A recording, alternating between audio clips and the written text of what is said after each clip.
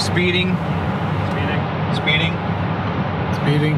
5, 4, 3, 2, 1. The world is changing faster than ever. What used to take decades is now taking years or even months. What you see right now is the illusion that people have had for many decades about the workplace being this secure place to work the rest of your life. For the first time in the history of our nation, our children will not do as well as us. We've seen our friends get laid off, we've been laid off, we've had our pay cut. People are overworked and underpaid. They seem to have less time and less freedom. They live under constant pressure. This is going to be forced. And so even if your employer loves you, they may have to cut you. There's something wrong that on Monday morning, the heart attack rate increases by 35%. Technology is accelerating, job security is declining. It just doesn't seem like the old models of making a living are as reliable as they used to be. Every aspect of our lives, there's a better way out there, but we're still doing it the old way. We live in the greatest country on the planet, and there are a lot of people sitting around complaining and being cynical. Like everyone's whining about this old model, and I'm like, why don't you leave it? Look at all this over here. Look at all this opportunity. Since so much of our lives revolve around our work and the way we make our living, many people are thinking there just has to be a better way. The biggest challenge facing our world today is not making money, is what are we going to do with all the displaced, unemployed people? People are afraid that they're going to make the wrong decision. People are afraid of the unknown. People are afraid that maybe I don't have the skills. Hey, sports fans, industrial age is over. It's dead. It's dying. That's why going to school to get a job is an obsolete idea. A steady paycheck is an industrial age idea.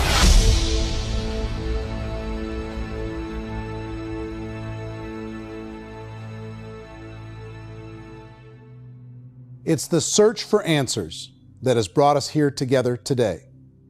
My name is Eric WORRE, and for almost 30 years I've been an entrepreneur, struggling at times, but ultimately succeeding. As a best-selling author, speaker, and business owner, I've spent my entire career helping millions of people around the world to become entrepreneurs. And I believe strongly that there is, in fact, a better way when it comes to how we make a living. The career landscape has changed dramatically, and many are still working in a model that is completely out of date. What worked for previous generations isn't working as well for people today. In this film, we're going to explore 3 important questions. First, what's really going on in our working world today? Second, in this new economy, is it better to become an entrepreneur, or is it safer to work for someone else? And third, if a person decides to become an entrepreneur and start their own business, how can they do it without taking on massive risk? To help in this journey, I've brought together some of the greatest experts and thought leaders in the field of entrepreneurship to share the real facts with you. My intention is to give you new information that will allow you to make choices that are not limited by an old, outdated model. Let's start by understanding what's going on in our working world today.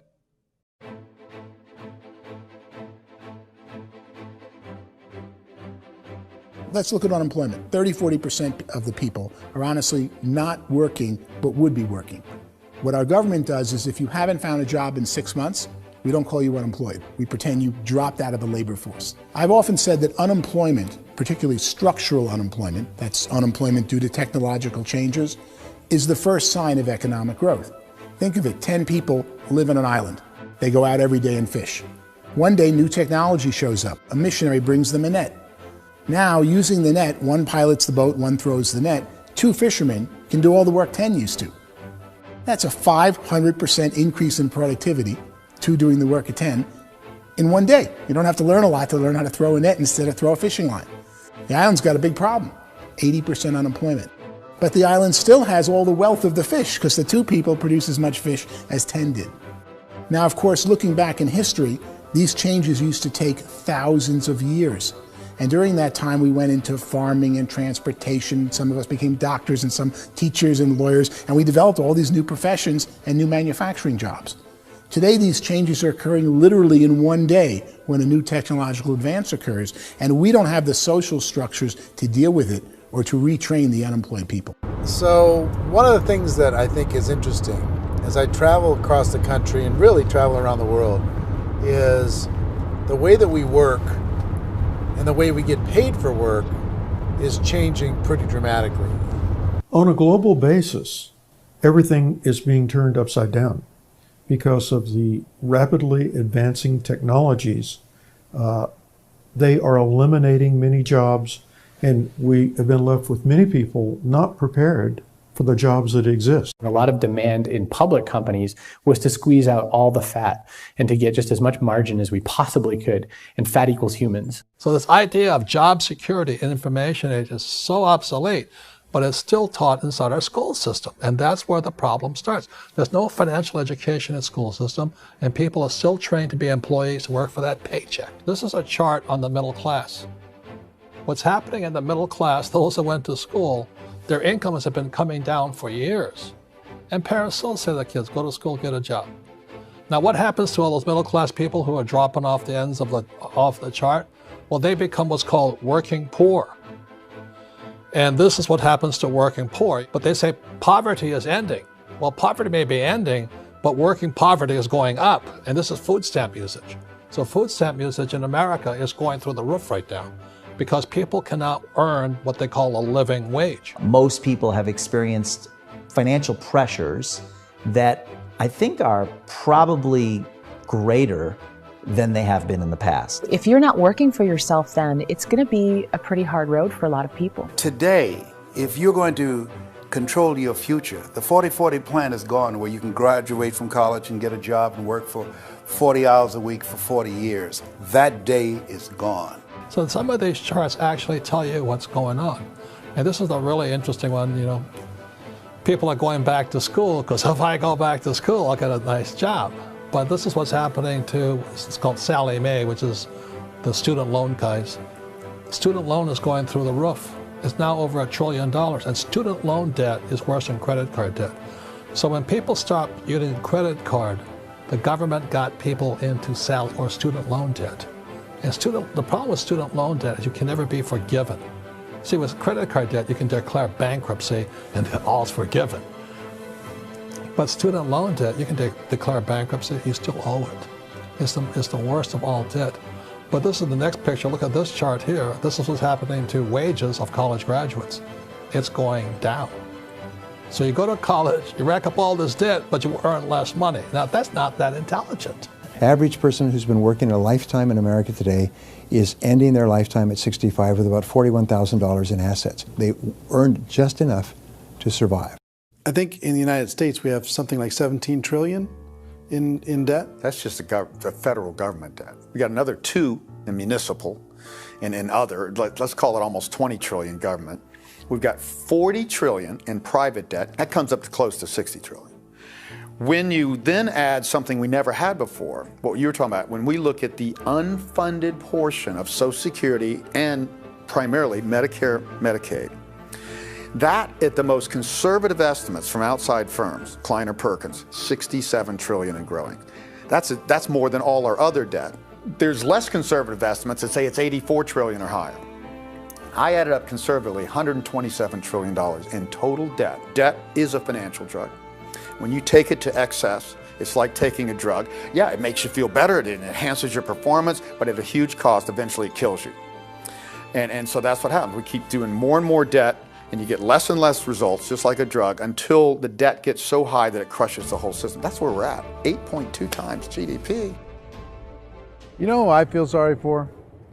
I feel sorry for the person who dreads going to work, who is sick to their stomach on Monday morning, who hates their alarm clock, who gets a little glimmer of hope on a Wednesday because it's hump day and says, thank God it's Friday. And they live for those 2 days a week where they get to be themselves and they don't have to be around people they don't like, and they don't have to play the political game in the office, and they don't have to live this half life.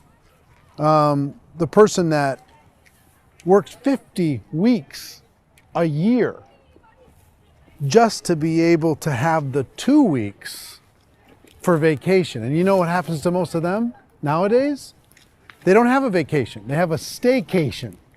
They have time off of work, but they don't get to go where they want to go because they're overextended. They've got all this debt. They got all this situation. They hate their alarm clock. They can't sleep until they're done. They have to spend most of their life in traffic.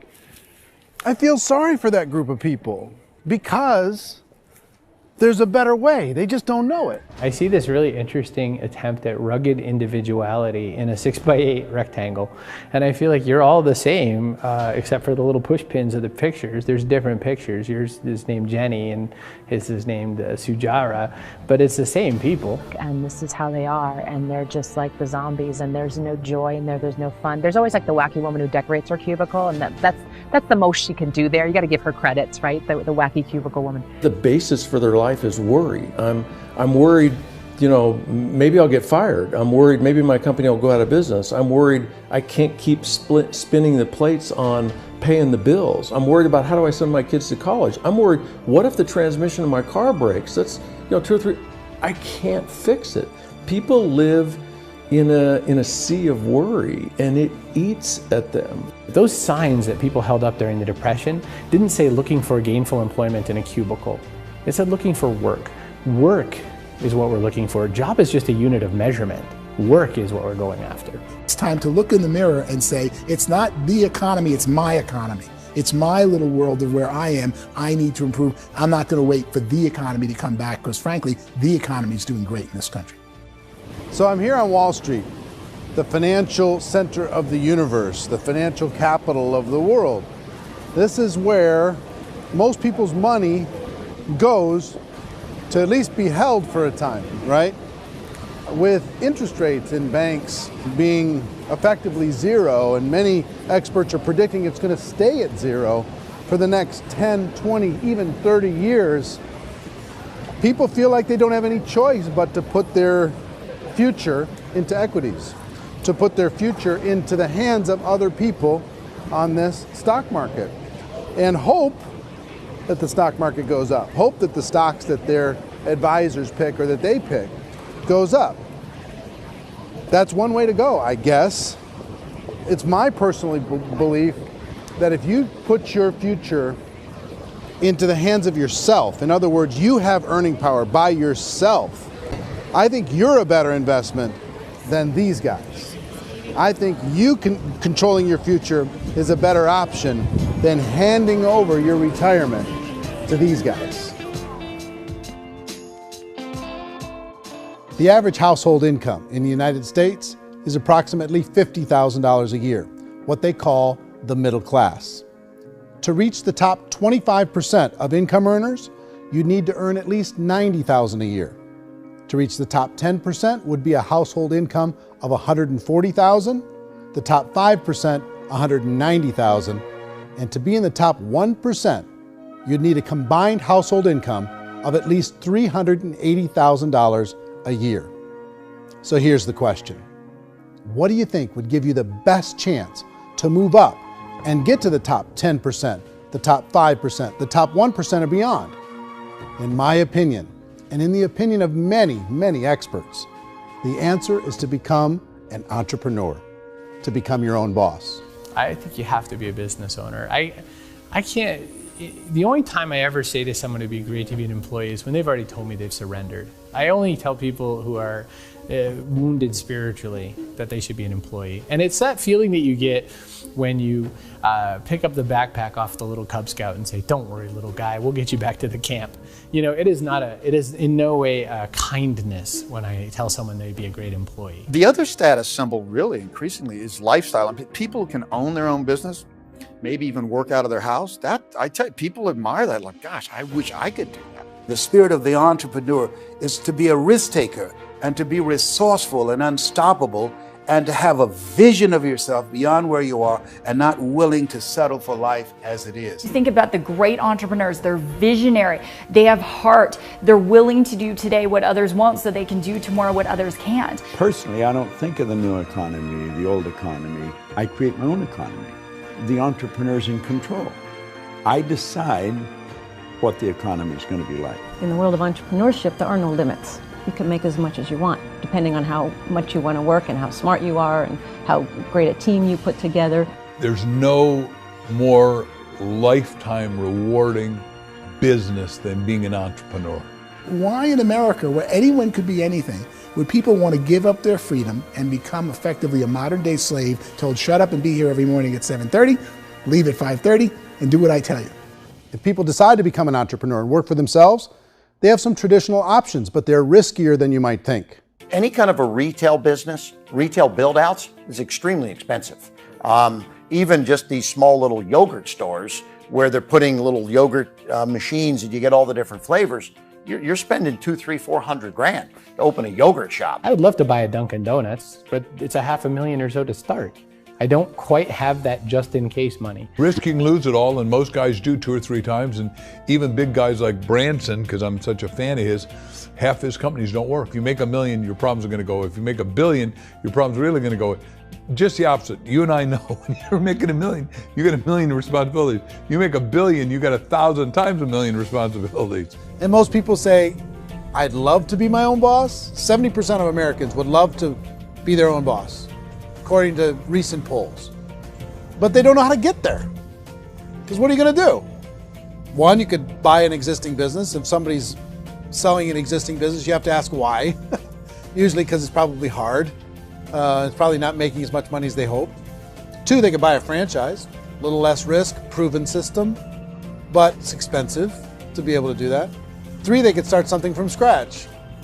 And that's where a lot of people feel like, I don't have the chops to do it. I don't have the money. I don't have the product idea. I don't have the expertise. I don't have whatever it's going to take to be able to get there, and I can't risk my family to do it.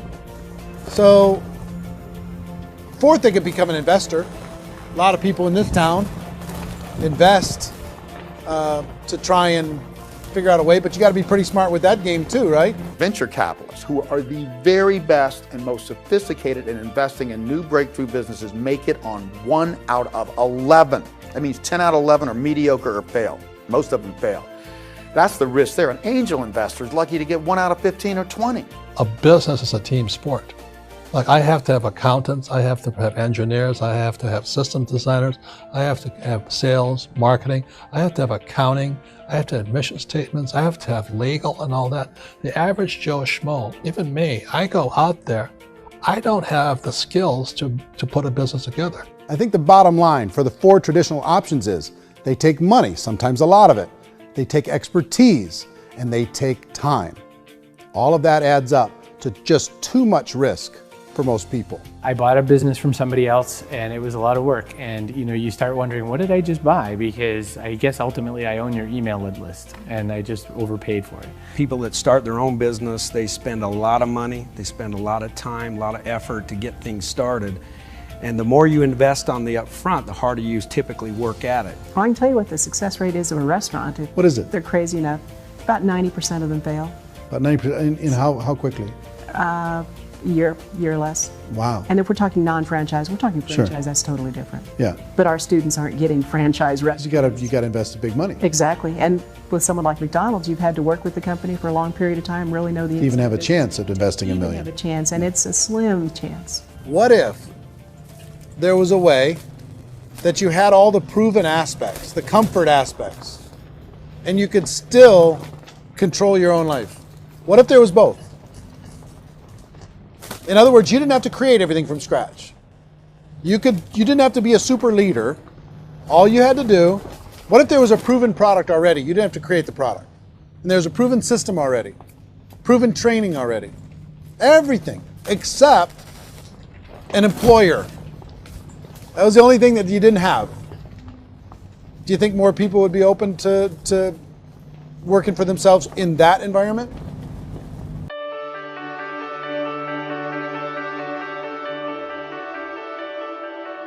In our search for a better way to make a living, we've come to the conclusion that becoming an entrepreneur is actually safer than being an employee.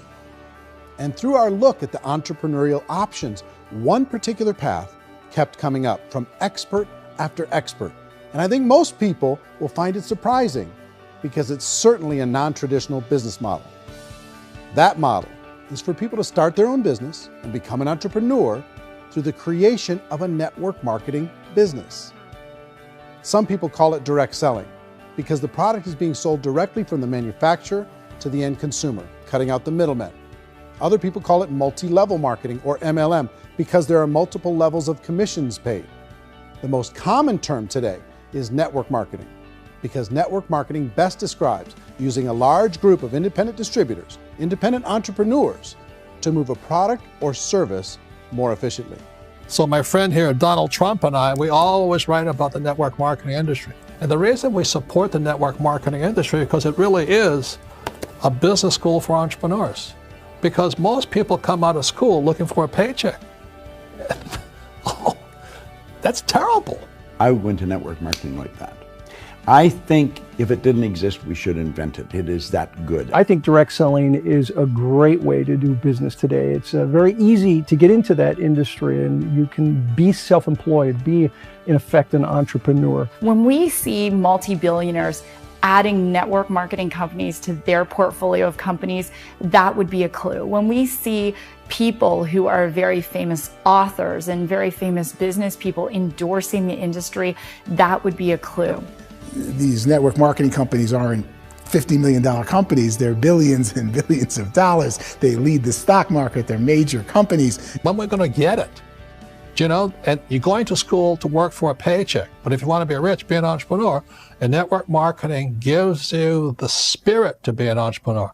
A traditional company will spend up to 50% of their total revenue on marketing. Network marketing companies use a different approach. Instead of having all that extensive marketing expense, they utilize a network of independent distributors to do the marketing for them. Now, why do they do this? First, because word-of-mouth advertising is so much more effective today than traditional media advertising. Second, some products need to be explained or demonstrated, and an independent salesperson can do that more effectively than an ad campaign. Third, it's completely efficient. The company only pays for the marketing of their product if a sale happens and not before. Imagine if Amazon allowed you to become an independent distributor and paid out 40% of its revenue to that distributor group. All you had to do as a distributor was recommend a product, and if a person bought it on Amazon, Amazon would take care of all the logistics, and you'd get paid for bringing the customer. Now imagine you got paid for every purchase that customer made for the rest of their lives. Well, Amazon doesn't offer this option, but network marketing companies do. 85% of all buying decisions in our society are made as a result of word of mouth or reputation. We're recommending things to each other all the time. You know, who's your dentist? Who's your doctor? Who's your lawyer? What detergent, are you using? What legal system are you using? What product are you using? We're talking to each other about the things that we love anyway. When you go into a big box retailer, you're lucky if the clerk looks you in the eye, much less gives you any detailed or accurate information about what you're purchasing. So of course, this personal information, this education coming from a friend, a neighbor, a relative, or even a stranger, but one who has experience with the product is extraordinarily valuable. As a matter of fact, network marketing can educate consumers probably better than any other form of marketing. It certainly can do better than advertising, because advertising usually has a certain hype to it, and you can only get limited information. So, network marketing trumps advertising. If you were a typical sales company and you wanted to sell $1 million a month worth of product, you might go find 100 superstar salespeople. The quota would be $10,000 a month. So network marketing as a distribution system just flips the numbers. So we use 10,000 happy, raving fans of a particular product, and we don't concern ourselves so much with how much product each one of them individually sells. If they sell just $100 or $200 a month, and there's 10,000 of them, you're selling $1 million to $2 million a month worth of product. And that's the best way I can explain how network marketing works. This is the marketing arm of the company. There's not money being wasted on bricks and mortar. There's not money being wasted on inventory that's sitting stagnant somewhere. There's not of employees standing around that don't have customers. These are people that are going to connect with customers. These companies allow people to become independent distributors for extremely low cost and with no minimum time or sales quota. Essentially, they own their own business and can provide as much or as little sales as they choose. In other words, the distributor gets all the benefits of traditional business ownership without the risk. The advantage of network marketing is the ease of entry, the low risk, and the low startup cost, because almost everything else has very high risk. You can get in for a minimal investment. You're buying into a system that's already been proven, products or services that have been proven to work. The keys to network marketing is providing an opportunity for the masses to get involved, providing an opportunity for the average person who doesn't have the resources to start their own business. All of this so far is fairly straightforward, but network marketing offers another benefit, and it's this benefit that makes it so interesting for entrepreneurs. Network marketing allows a distributor to build their own network of other distributors and then compensates them on the sales created by that entire group. Direct selling is, at its base, very simple. It's the sale of a product or service to an individual on a face-to-face, one-on-one basis, just the way we're talking right now. But there's an important element as well, and that's the offering in conjunction with that sale of product, the offering of an opportunity for someone to make something of themselves. No matter what your social status is, no matter what language that you speak, I mean, look how many unbelievable people are becoming successful that speak every kind of language out there. What an awesome gift to give the world. Instead of having to work your way up in a system and prove that you could be a sales manager, they just decided everybody can be a sales manager. Everybody gets to build a sales team from day one. And so what that brought into the system of growth as a direct selling company is the concept of compounding or geometric progression. Because now you can actually grow sales force very quickly because everybody is enrolling people in their own sales force. People who are like, oh, this is weird, I'm building a sales team, or what do you think you do at a regular company? How do you think a regular company works? Network marketing is the only industry that doesn't say your past determines your future. It looks at your past and says, okay, now what can we train you to do so you can have a great future? Every other employer out there wants to exploit you for what you already know, not teach you something new. Network marketing has the potential to save the United States and the world, because it's going to teach people not to be employees, but to be entrepreneurs.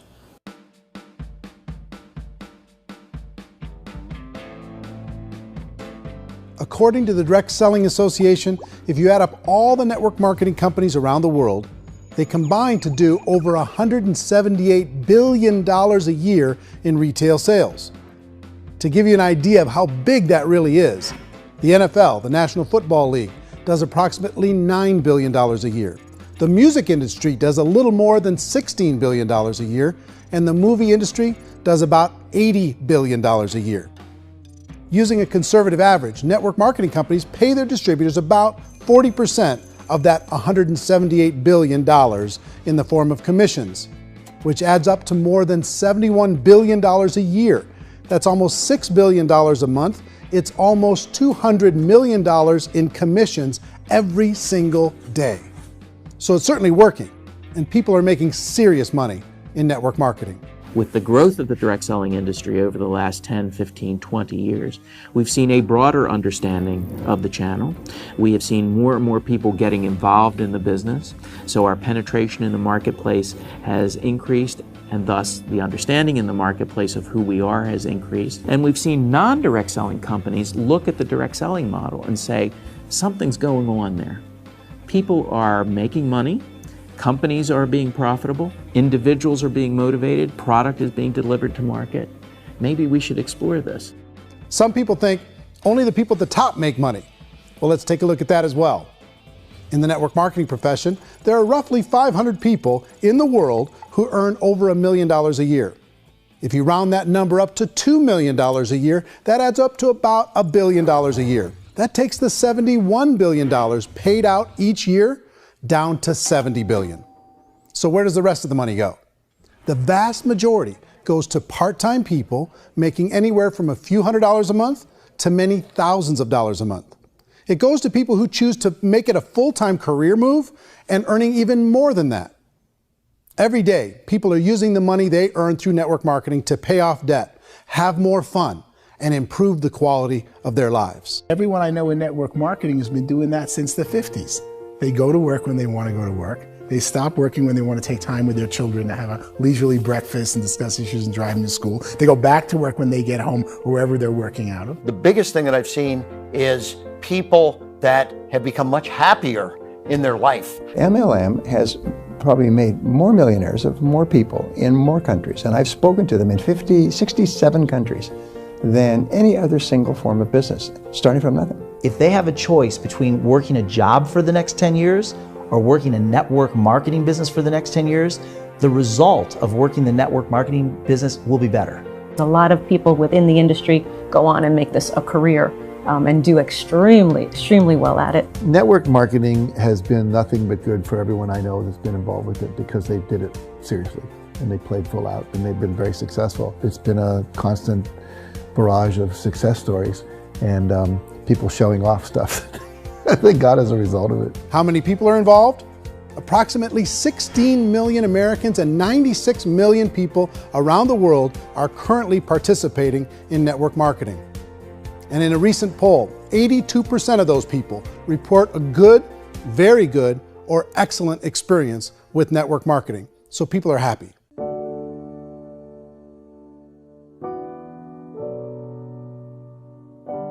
So I've taken a look at the network marketing profession and really tried to understand why so many people are confused as to the validity of this as a business. One is this pyramid shape. People get really messed up with this pyramid. Oh, it's one of those pyramid things. So I just think there are a lot of haters out there who really don't understand the industry and say, oh, it's a get-rich-quick scheme. It's a pyramid. Well, corporate America is a pyramid scheme. You know what I mean? It goes like this. You have thousands of MBAs, let's say working for Ford or General Motors or Coca-Cola. If all these MBAs, they're all trying to get to here, that's a pyramid. Only one guy's going to make it. Every 10 years, one's going to make it. Whereas you look at network marketing, it's like this. So you're here, and your job is to develop other CEOs coming up behind you. So it's an inverse pyramid. In network marketing, it's a very simple concept. If you sell product, you get paid. It is paid based on production. There is no first mover's advantage. There is no investment component where the more somebody spends, the more they're entitled to make. So the two are polar opposites of each other. It doesn't matter what shape the company is or the compensation plan is shaped, whether it's a circle or a pyramid or a triangle or a trapezoid, it doesn't matter. If compensation is coming primarily from recruitment, then you've got a problem. On the other hand, if an operation is basing their compensation to participants on the basis of sales, even when those sales are generated by people you've recruited, well, then you're a perfectly legitimate enterprise. That's the legal test, it's the practical test. Another issue that's been true in the past that is no longer true now is people used to be in network marketing loaded up with products that they couldn't sell and they ended up a loser. They ended up with a bunch of product in their garage, they ended up with a bunch of products sitting in their kitchen shelves or whatever, and they thought they could sell it and then they weren't willing to or able to sell it and they ended up with a bunch of stuff and they were bitter about it. There was this thing called front loading where you had to buy if you bought $25,000 worth of product, you got better commissions and all this. Today, it's almost all done by computer. It's direct mail comes from a warehouse somewhere else. You don't have to have all this inventory. You don't have to stock up. It's a paperless world now. Most of it's done online. You have a back office. It really works. And I mean, the technology has changed everything. Third issue is people start talking about 99% of people in network marketing don't make any money. Well, we've talked about that over the course of this journey together. Almost $200 million a day is being paid out to network marketing distributors around the world. The naysayers, the people who say that it doesn't work, are usually the ones who just don't know how to make it work for themselves. And so they're giving you an opinion, and I tell people, don't confuse people's opinions with expertise, because opinions are free. And don't confuse sincerity with the truth, because people can be sincerely wrong. But here's the reality inside of network marketing. The vast majority of people that get involved in network marketing just become customers and they get involved to be able to purchase product at a lower price. If you take Costco as an example, if a person goes into Costco and gets a membership to Costco so they can get a lower price on the product, we don't call that person a loser because they have a bunch of product that they walked out with a smile on their face. Yet when some people want to take a look at network marketing, they say, well, those people, they're just using the product and they aren't earning an income, so they must be a loser. They're not a loser, they're a happy customer. That's the vast majority of people that are involved in network marketing. Now, a smaller percentage of those people decide to go build a business. They earn $300 a month, $500 a month, $1,000, $2,000. That's the bulk of earnings in network marketing. And then there's the few that really decide to take it serious, really decide to build a large network, really work to make that network very, very productive. And those people make huge amounts of money and there's no cap. What I do as an outside economist, just somebody looking at this industry like any other industry I speak and say, look, what's the realities of this? 1% do incredibly well.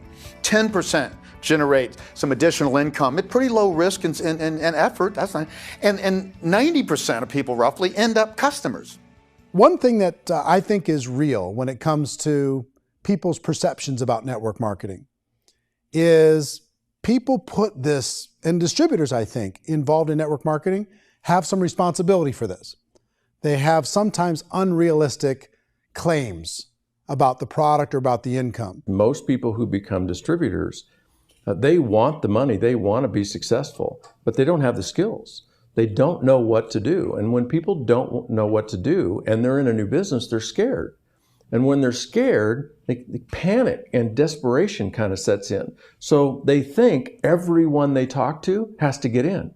So if I talk to you and you say, well, no, I don't have time to do that, they're like, no, I need you. You have to do this or I won't be successful. So I start clawing on you. I start that desperation. So then I start making claims about the product, which are not appropriate, probably not even true. Or I start saying, oh, let me show you how you can make all this money and you don't have to do anything, Eric.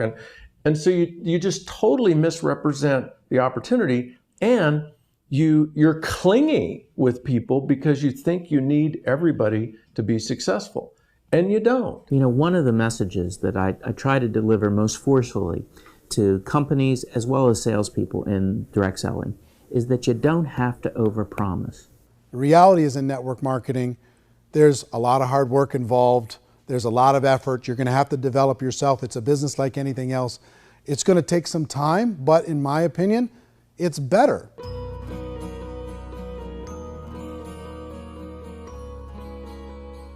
It's light years better for people starting today than it was even 5 years ago. I think it's more widely accepted now, and people understand it is a business. It is being an entrepreneur. It is being a business owner. Our belief system is based upon our evaluation of something.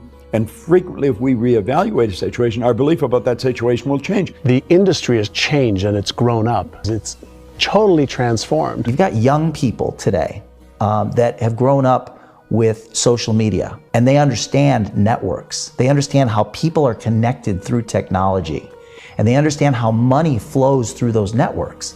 So when they see network marketing, they don't see it the way their parents saw it. And we've all learned, the larger industry that you represent, has all learned from those mistakes and flaws and errors that have happened early on. Early algorithms didn't work the right way. That's all fixed. It's like when they design a computer program, they design the program, then they run it, and then they go back through and they debug it. The MLM industry has been debugged. This is the day of being virtual, being able to run a business from your mobile phone. I mean, it's incredible. Companies are getting smarter. They're implementing more consumer protections. They're implementing more compliance training. They're doing more with respect to product research. If you do get involved and you make purchases of inventory, even on a voluntary basis, if you decide that this business is not for you, you can leave and have that inventory repurchased by the company. There's no other business that offers that kind of protection on a voluntary, self-regulatory basis.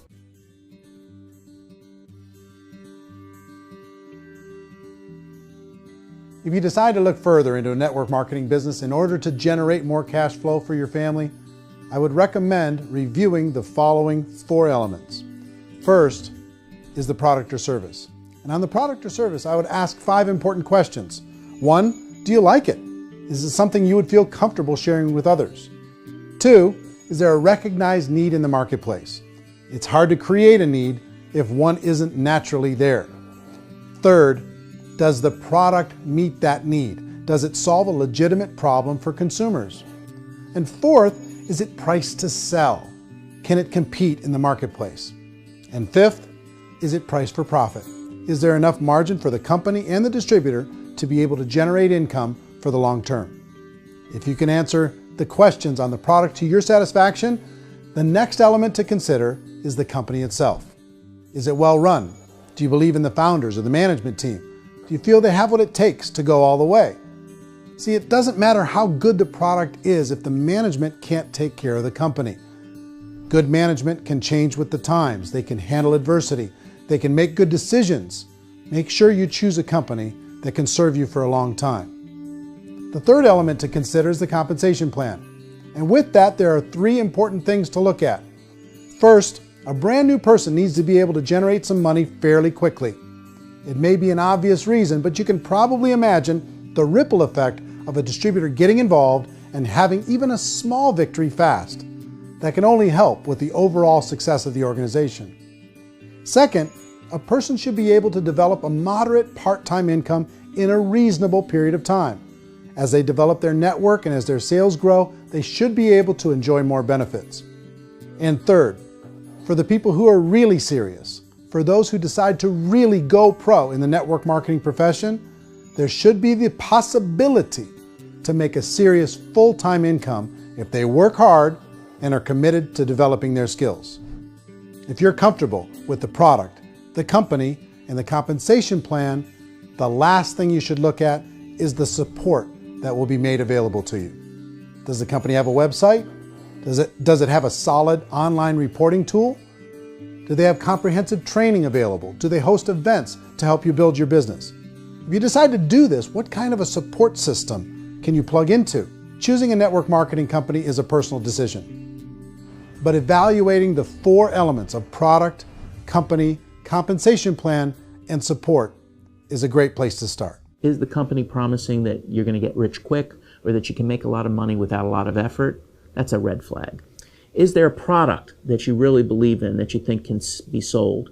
Or are you being told by salespeople or the person who's trying to recruit you or by the company itself that don't worry about the product, all you have to do is recruit other people into the business? Red flag, warning sign. If you're hearing that, take a second or even a third look. Get to know the customers, the products, the business, have some success, and see where the opportunities might take you to move up in the organization. You want to find out how concerned are they about my education, my training, and my development? Is there a space for me to grow? Most important question. Learn everything that you can about the product. Make sure it's something that you believe in, and learn everything you can about the industry and work that system. You have to be very passionate about whatever that company is doing. I would get involved. You can always test drive anything, you know, the product, the service, the community, and then lean into it a bit. If it feels good, then lean into it a lot. Behind me is the Lincoln Memorial. And this is a place where Martin Luther King Jr. had his famous "I Have a Dream" speech. And at that speech, he talked about his dream for equality for everyone around the world. And that's a noble dream. But I think more people need to remember what it was like when they were kids and the dream was still alive in them. Before it got beaten out of them by reality, by this paycheck, by these responsibilities, and by having to live for this job to pay the bills. I think people need to remember that, go back to that. Once they know that there's a better way, I think their future is going to be much brighter. They can live a better life.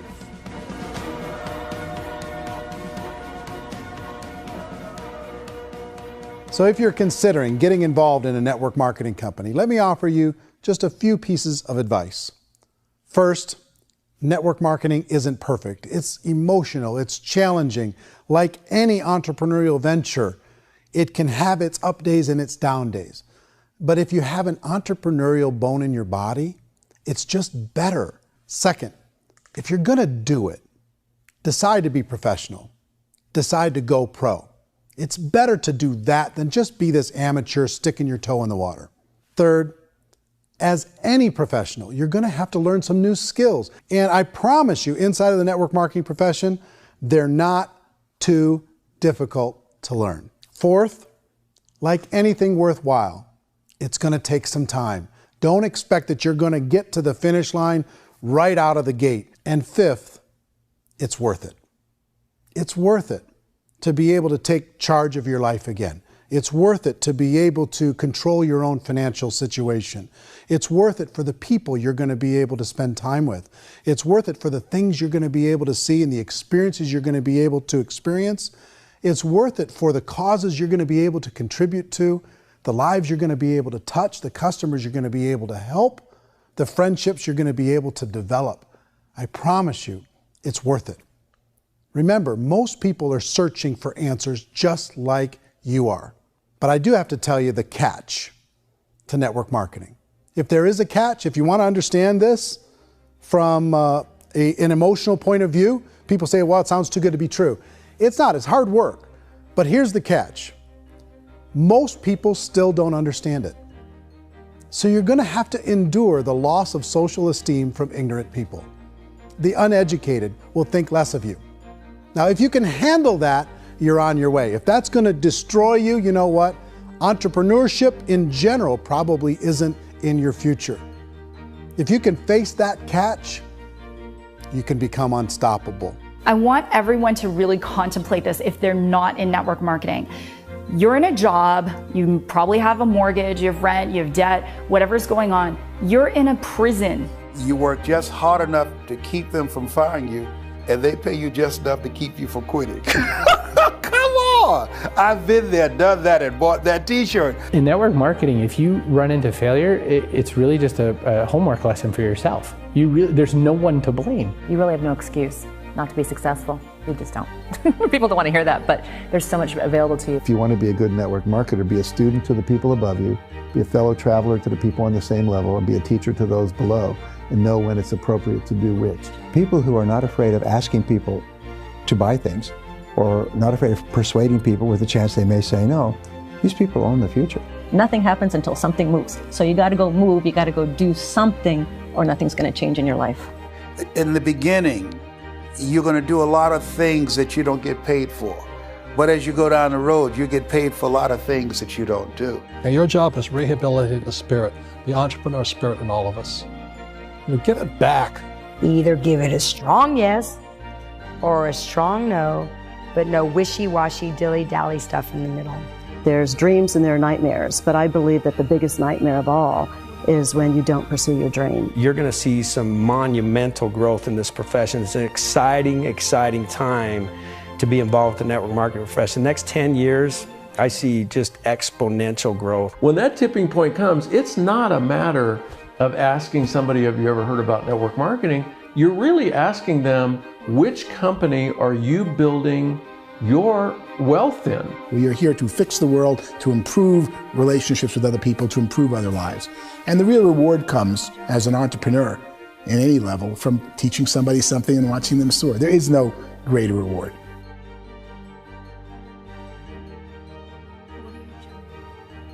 Life's too short to spend it living someone else's dream instead of your own.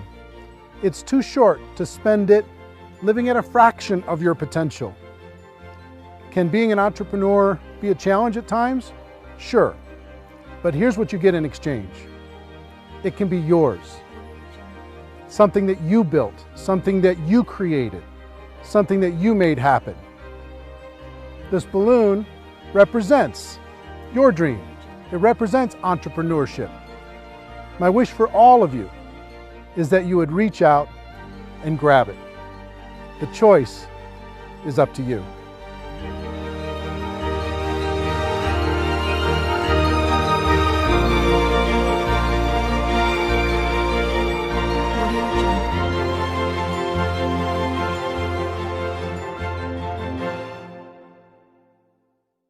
Well, I hope you enjoyed the film, and I hope more than that, you could see the power of being able to use this as a tool to help a prospect understand the value of, one, being an entrepreneur, two, the value of getting involved in network marketing, and three, kind of a little bit better understanding of what they're getting involved in.